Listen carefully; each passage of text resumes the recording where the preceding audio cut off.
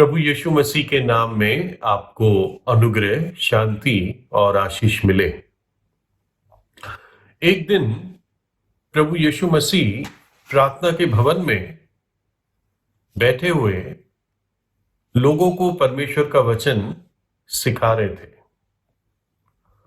और कई लोग इकट्ठे हुए थे, वो भी बैठकर सुन रहे थे।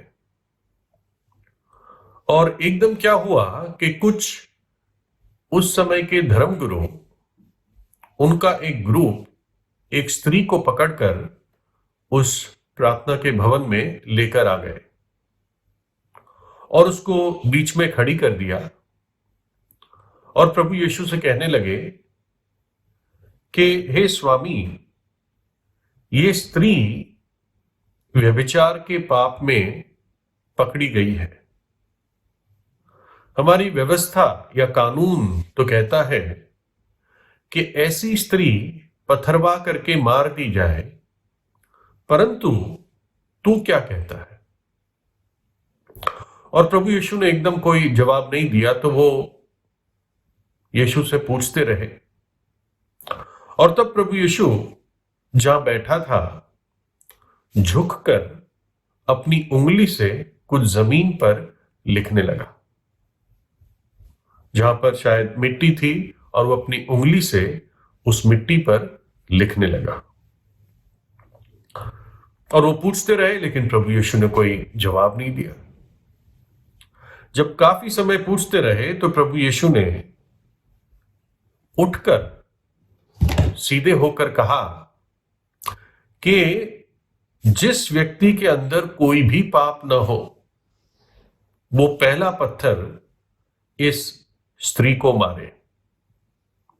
ये बात सुनकर वो जो समूह आया था धर्मगुरुओं का, उनके विवेक ने उनको कचोटा और बड़े से लेकर छोटा एक एक करके वहां से शर्म के मारे चले गए।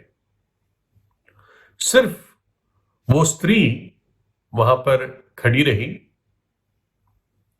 और लोग बैठे हुए देख रहे थे पूरे दृश्य को। और तब प्रभु यीशु ने उस स्त्री से पूछा कि हे नारी, क्या किसी ने तुझे दंड की आज्ञा नहीं दी? और वो बोली, नहीं प्रभु। और तब प्रभु यीशु ने कहा, मैं भी तुझे दंड की आज्ञा नहीं देता, जा और आगे को पाप ना करना। मैं भी तुझे दंड की आज्ञा नहीं देता, जा और आगे को पाप ना करना। अगर हम इस घटना के भूमिका में देखें तो ये जो धर्मगुरु थे, ये कहीं ना कहीं मौका चाहते थे कि प्रभु यीशु को किसी न किसी बात में फंसा दे, बातों में या उसके किसी कार्यों में, या किसी भी तरह प्रभु यीशु को फंसाकर उसको रोमी सल्तनत के हाथ सौंप दे। और यहां पर भी वो यही चीज करना चाहते थे कि प्रभु यीशु कुछ कानून या व्यवस्था के बारे में ऐसा कुछ बोल दे और ये इसका मौके का फायदा उठा ले। लेकिन प्रभु यीशु ने तो सिर्फ ये कहा, जिसके अंदर पाप ना हो वो पहला पत्थर स्त्री को मार सकता है। देखिए, अगर ये स्त्री व्यभिचार के पाप में पकड़ी गई थी तो अकेली तो थी नहीं। वो पुरुष कहां है जो इसके इस पाप में सहभागी था? व्यभिचार का पाप वो होता है जहां पर एक पति अपने पत्नी से विश्वास योग्य नहीं रहता, या एक पत्नी अपने पति से विश्वास योग्य नहीं रहती। और बाइबल इस चीज को पाप कहता है। दुनिया चाहे कहे ना कहे, लेकिन हजारों साल पहले प्रभु ने अपने वचन में कह दिया था, तू व्यभिचार ना करना। और ये एक भयंकर पाप है जो दुनिया में आज बहुत फैला हुआ है, लोगों की एक लाइफस्टाइल बन गई है। तो ये धर्मगुरु उस पुरुष को पकड़कर नहीं लाए, और जो कानून था, व्यवस्था थी, वो कहती थी दोनों को पथरवाह होना चाहिए। लेकिन यहां पर इनका उद्देश्य यही था कि किसी तरह प्रभु यीशु को अपनी बातों में फंसा दे।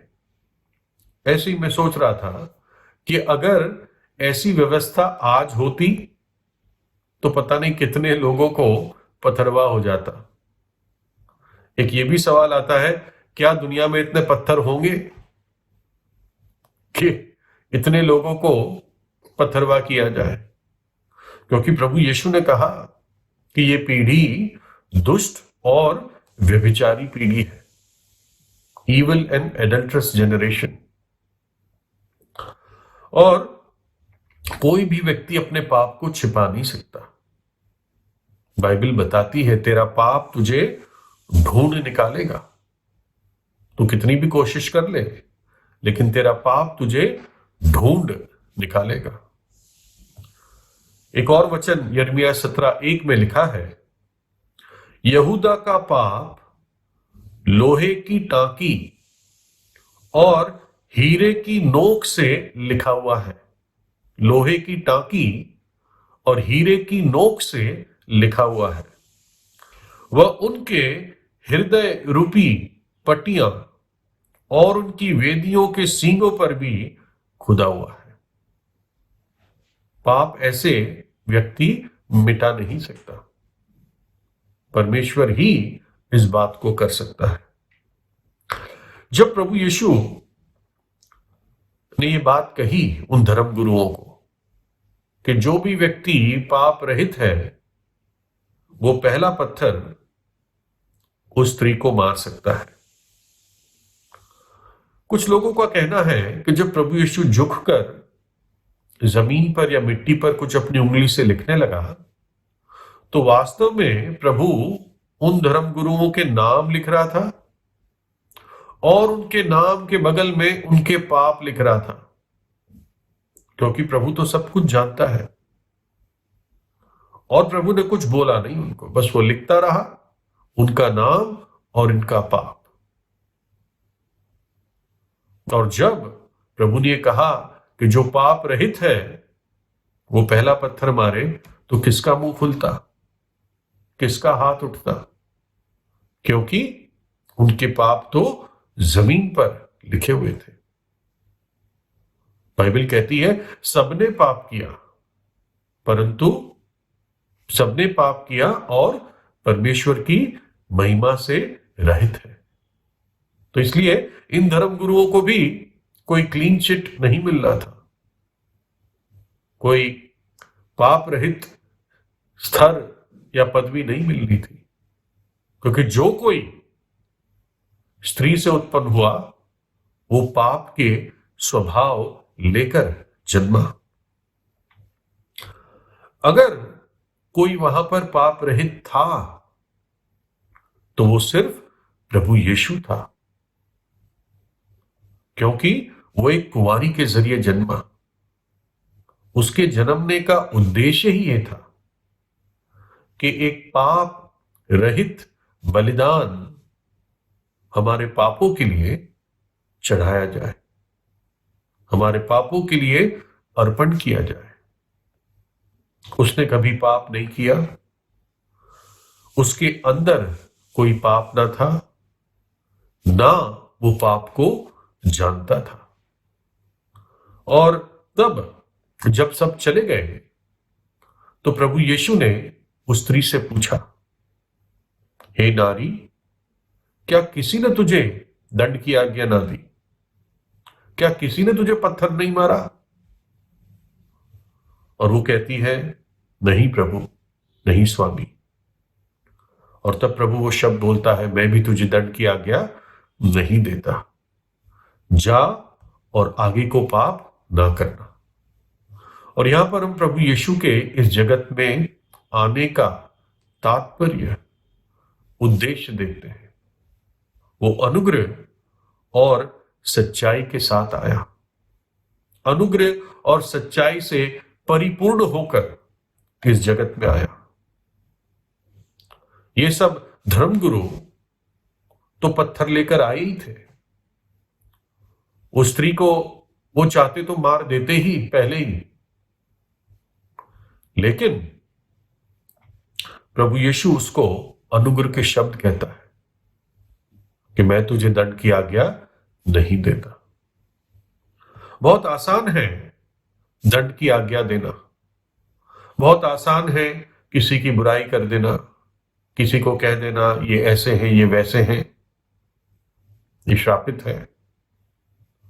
लेकिन प्रभु यीशु दंड की आज्ञा देने के लिए नहीं आया।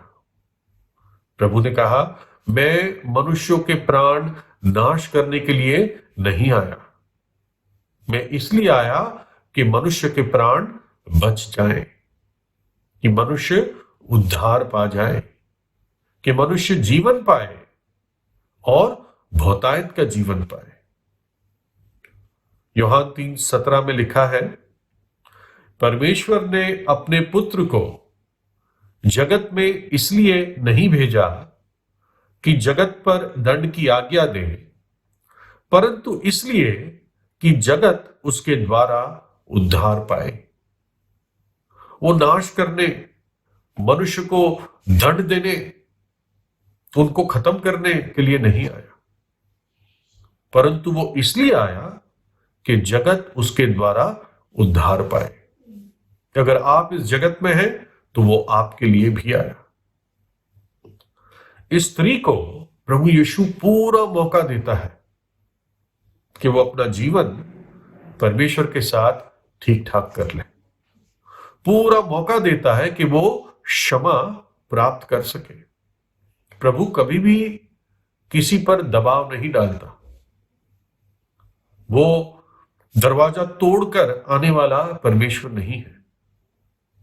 प्रकाशित वाक्य 3:20 में लिखा है, देख मैं तेरे द्वार पर खड़ा हुआ खटखटाता हूं, यदि कोई मेरी आवाज सुनकर अपने द्वार को खोलेगा, अर्थात हृदय के द्वार को खोलेगा, तो मैं भीतर आऊंगा और उसके साथ संगति करूंगा, उसके साथ रहूंगा।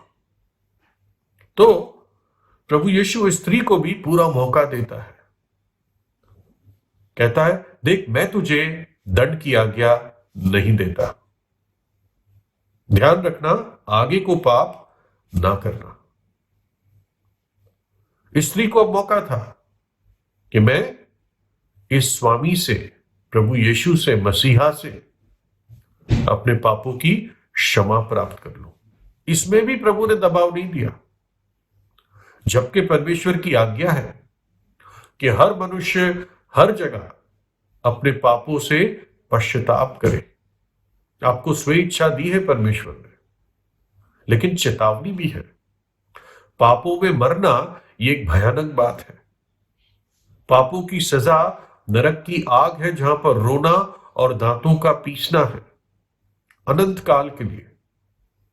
इसलिए प्रभु यीशु मौका देता है, वो नहीं चाहता है कि मनुष्य अपने पापों में नाश हो जाए। देखिए, जब परमेश्वर पापों की क्षमा देता है मुझे और आपको, ये पाप करने का लाइसेंस नहीं है। प्रभु उसी बात में समझा देता है, जा और आगे को पाप ना करना। इस स्त्री को दंड की आज्ञा से बचाने के लिए, मुझे और आपको दंड की आज्ञा से बचाने के लिए प्रभु यीशु के लिए आसान नहीं था। ये सिर्फ मात्र शब्द नहीं थे। परमेश्वर की व्यवस्था की पूरी मांग को पूरा करने के लिए,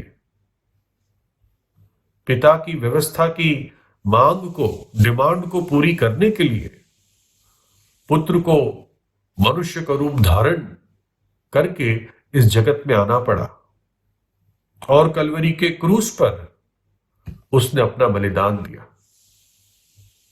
हमारे पाप को और दंड को, हमारी सजा को उसने अपने ऊपर, अपने शरीर में, उस कलवरी के क्रूस पर, जब वो 3 कीलों के जरिए वहां पर टांगा गया, उसने उठाई, अपना पवित्र लहू बहा दिया ताकि हमारे पापों के लिए प्रायश्चित हो।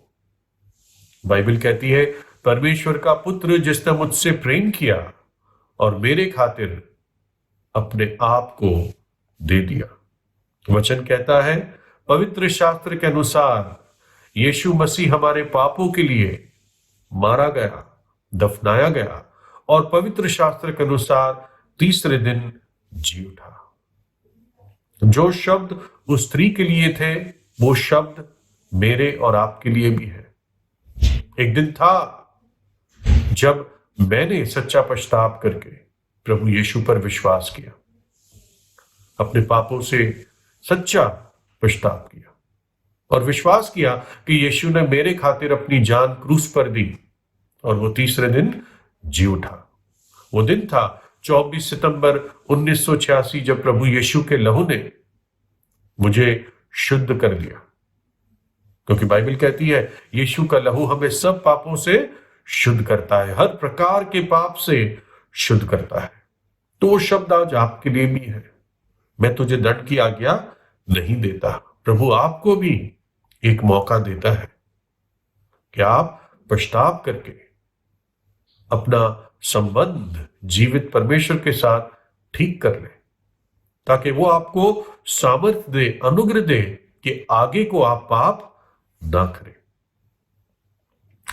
जो भी अपने पाप को छिपाता है वो सफल नहीं होता, परंतु जो अपने पाप को मान लेता है और त्याग देता है वो दया पाएगा। जब एक व्यक्ति अपना पाप खुद ढांपने की कोशिश करता है तो वो श्रापित होता है, लेकिन जब वो परमेश्वर के सामने मान लेता है तो परमेश्वर उसके पाप को ढांप देता है। प्रभु यीशु उस पाप को धो देता है, क्योंकि उसके लहू में ऐसी सामर्थ है। ये वो खुद करता है। प्रभु ने कहा, यदि तेरे पाप लाल रंग के क्यों ना हो, अगर वानी रंग के क्यों ना हो, आपस में वाद विवाद करते हैं, मैं तुझे श्वेत बना दूंगा, तेरे पापों को धो दूंगा। तो परमेश्वर करे कि ये वचन आपके कान में गूंजते रहे जब तक आप अपना संबंध जीवित परमेश्वर के साथ ठीक ठाक ना कर ले। आज ही प्रभु यीशु से प्रार्थना कीजिए, वो दूर नहीं है, आपको कहीं जाना नहीं है। अपने हृदय की गहराई से और सच्चाई से प्रभु यीशु से प्रार्थना कीजिए। वो जीवित परमेश्वर है, आपकी प्रार्थना को सुनेगा। प्रभु यीशु आपको आशीष दे।